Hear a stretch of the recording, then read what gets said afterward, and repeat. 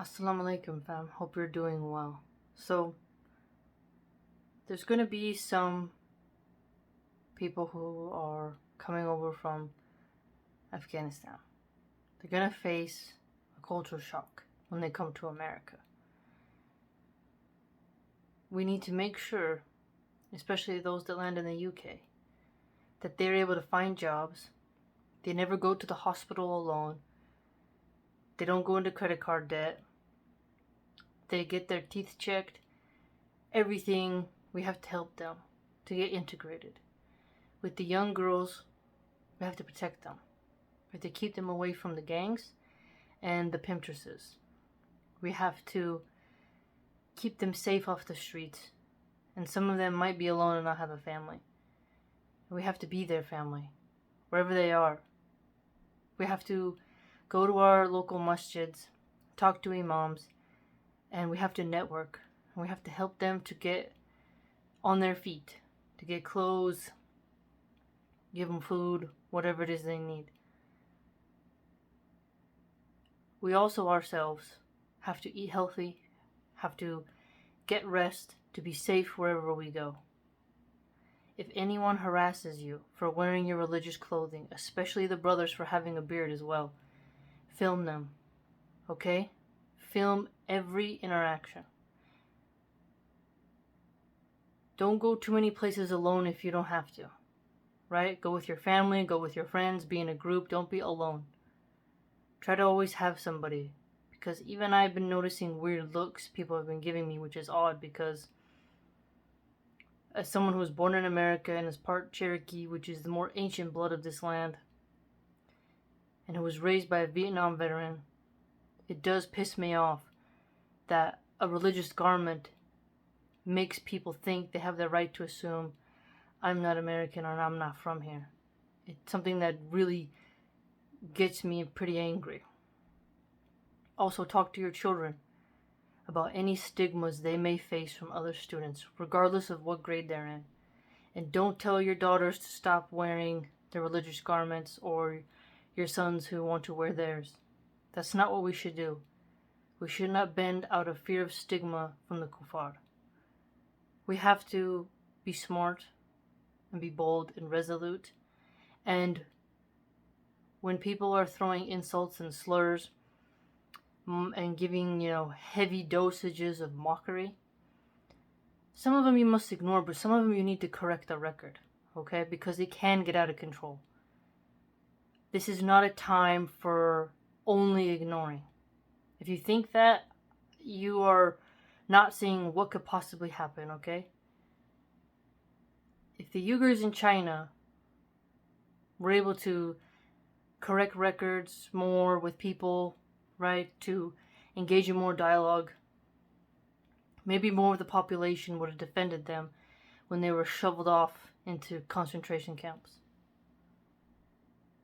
If we are quiet and we allow ourselves to be bullied into ignoring, we in America could be next as well. France has made it hard for Muslims to survive. And don't give me this stuff about, well, you should go to a Middle Eastern country. This is not the time for that conversation. We need to talk about people who are here in the West and what we need to do. And that is what we need to do. We have to keep our prayers going.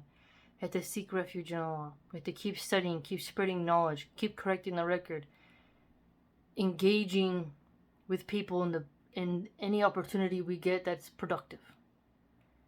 And if some debates are tense that must happen, it must happen. This is a time where I think we as a group, as an ummah, as a peoples, we have to really get dynamic in our solutions, and God will judge us with how we're helping everyone and helping things get back to normal, to stabilize. There's a regime change over there. They'll fix it how they want to fix it. But for the people who decided to leave and come to America thinking that it's going to be some utopia, we have to help them realize you're not in a utopia now. You're in a land with 20,000 gang members, full prisons, a crushed job market, high rent, high taxes, high healthcare costs, brothel industry. It's not going to be a roads of gold and flowers falling from the sky. It's going to be a tough road for them to feel like they belong. And we have to come together and guide the children. And there might be, elderly people who come, and they probably don't even speak English. We have to help them. They can teach us Arabic and we can teach them English, right? We have to help the women, we have to help everyone. If she doesn't have hijabs, give her hijabs. If she has a baby, help her take care of her baby. Wherever state you come to and you see some of them at your local masjid, unite, okay? This is a good test for us, and we have to pass it, and we have to be resolute. We cannot cower because people are looking at us with their evil gaze, or they're making constant videos or constant Instagram posts and labeling Muslims with horrific slanders. At the end of the day, the people in Afghanistan chose who they wanted to be ruled by, and some decided to leave.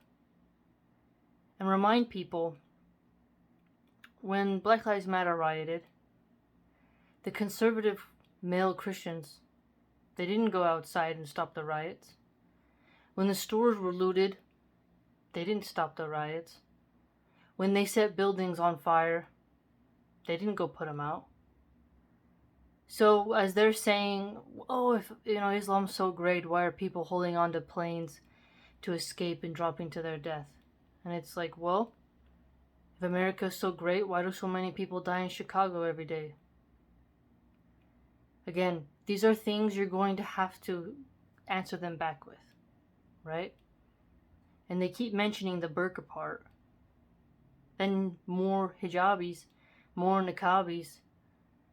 You should say your opinion why you like your religious garment and why you don't like being a sex object. The more we correct the record, the more we state why we love our religion, why we obey Allah, the more we will feel firm-footed. If we push everything to the side and put our nose in the air and turn our backs while letting those people get worse and worse and worse and saying Allah will deal with it, we are not doing a good service to other people who need us, and we're not creating a safe environment for other Muslims. Okay?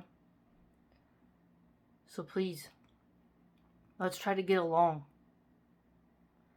Introduce them to your favorite YouTuber. Introduce them to a sheikh you like. Help them feel like they can rebuild their lives and survive in an entirely different culture that they have no idea the traps all around them. And we have to keep them sober.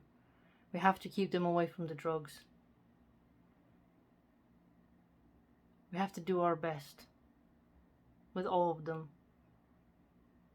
So many people are going to turn them away and laugh at them and call them illiterate and, horrible slurs. We have to be there. Especially us Muslims who have the opportunity to be nerdy, who have the opportunity to engage with ideas in many arenas. We have to help them to be able to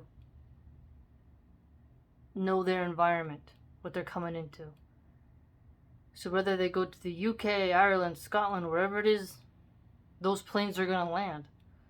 Because they have people filling up in those planes, and I don't think all of them are going to stay in the East. They're going to come to the West, from what I've heard from many reports. So we have to do our best, okay? And a lot of people are saying, oh, they're all going to vote Democrat, they're all going to vote liberal. Correct the record. Conservative Muslims are not going to vote for Democrats and liberals and the woke feminists and the progressives just because they say we love refugees. And you should teach those new arrivals what it is that liberals promote and why it's not correct. And why, drinking culture, brothel culture, debt culture, stuff like that is not correct. And to vote for their religious values and to put God first. Okay? I hope we all can brainstorm, lead by example, stop infighting and slandering other Muslims, and to instead unite in this very tumultuous time that's going to come ahead. Be safe out there. Educate your children. Prepare for the worst. Hope for the best. Turn to Allah. And don't let your mind become weak and frail in these times. This is a time for strength. It's not a time for weakness. Get your body in shape. Get your mind in shape. Fix your priorities. Don't waste your money in times like this. Be smart.